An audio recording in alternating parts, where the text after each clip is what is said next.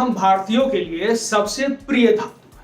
शादी विवाह में गहनों से लेकर पूजा पाठ तक हर जगह इसको प्राथमिकता दी जाती है। यह भारतीयों के लिए सबसे पवित्र धातु भी है, साथ ही यह दुनिया की सबसे महंगी और भरोसेमंद धातुओं में से एक है। नमस्कार, मैं हूं चंदन झा और आप देख रहे हैं वार्ता समाचार और मेट्रो वार्ता का डिजिटल प्लेटफॉर्म। कहते हैं कि संपत्ति सबसे ज्यादा महत्वपूर्ण तब हो जाती है जब आपके पास विपत्तियां भर भर के हों। यह धातु बुरे वक्त का साथी कहलाता है। खासकर महिलाएं सोने को काफी संभाल के रखती हैं। सोने के प्रति उनका खास लगाव होता है। परंपरागत तौर पर यह उनके लिए बुरे वक्त से उबरने का जरिया भी होता है, लेकिन मौजूदा वक्त में काला धन रखने वालों के लिए अपनी काली कमाई को छुपाने का जरिया भी गोल्ड ही बन गया। ऐसे में सरकार ने इसके लिए कई नियम बनाए हैं। इनकम टैक्स विभाग की कड़ाई में काफी चीजें बदल गई हैं। सरकार की नजर अब आपके जेब पर है। ऐसे में सोने से जुड़े तमाम ऐसे नियम जिसके बारे में आप संभवतः नहीं जानते होंगे, वो हम आपको बतलाएं। पहला सवाल है जो जनरली लोग करते हैं कि आखिर विवाहित महिलाएं कितना सोना रख सकती हैं।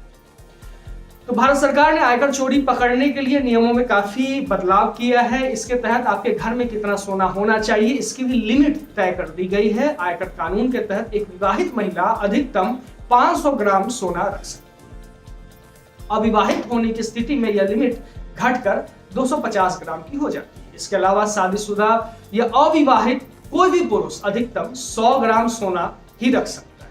इस लिमिट तक सोना रखने के बाद आपको इसके लिए कोई सबूत देने की आवश्यकता नहीं पड़ेगी। अगर आपके पास अधिक सोना है तो आपको हर साल अपने इनकम टैक्स रिटर्न में इसकी जानकारी देनी होगी। अगर आपने रिटर्न में जानकारी नहीं दी है और आपके पास लिमिट से ज्यादा गोल्ड पाया जाता है तो इसे आयकर की छापेमारी के दौरान जब्त कर लिया जाएगा। फिर आपके खिलाफ कोर्ट में केस चलेगा और आपको यह साबित करना होगा कि आपके पास मौजूद सोने के गहने कानूनी तौर पर वैध जरिए से या वैध तरीके से आए हैं। साबित न करने की स्थिति में आपके खिलाफ कानूनी कार्रवाई की जाएगी।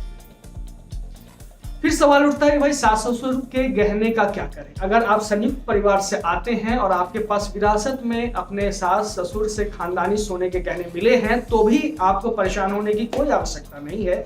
एक लिमिट के दायरे में आप लिमिट के दायरे में नहीं आएंगे। माता पिता से बतौर गिफ्ट प्राप्त सोने के गहने पर आयकर छूट प्राप्त होता है। यहां तक कि शादी में दोस्तों और रिलेटिव से मिले सोने के गहने पे भी आयकर छूट की श्रेणी में आते हैं। लेकिन जब आप इन गहनों से कमाई करेंगे तो आपको लाभ पर आयकर भरना होगा। यहां तक कि इन गहनों को बेचने में आपको जो लाभ मिलेगा उस पर भी आपको इनकम टैक्स भरना होगा। अब एक और इंपॉर्टेंट क्वेश्चन आता है कि गिफ्ट में मिले सोने को बेचने पर कितना टैक्स कटता है या क्या टैक्स कटेगा। हालांकि टैक्स एक्सपर्ट सुझाव देते हैं कि अगर आपके पास लिमिट से ज्यादा गोल्ड के गहने हैं और ये सभी वैध तरीके से हासिल है तो आपको इसकी जानकारी इनकम टैक्स रिटर्न में जरूर देनी चाहिए। यह पैतृक संपत्ति की तरह है। कई बार महिलाएं सोचती हैं कि क्या वो अपने बच्चों के नाम पे सोना खरीद या रख सकती हैं, तो वह ऐसा बिल्कुल कर सकती है। अब सवाल ये है कि अगर उपहार में आपको गोल्ड मिलता है और आप इसे बेचने जाएंगे तो क्या टैक्स पे करना पड़ेगा?